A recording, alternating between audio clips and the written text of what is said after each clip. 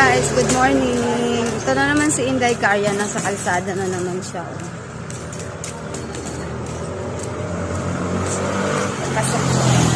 Papasok sa looban. Papasok sa labas. Yan. Kaya pa ba yung mukha ako? Parang hindi naman na. Makaka-recover na rin paunti-unti. Dami ko lang kilay.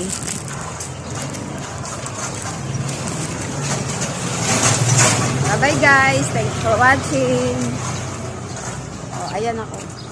Dito to sa amin, daming mga tarpaulin ng mga politika.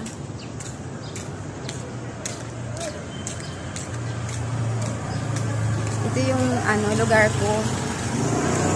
Ayan.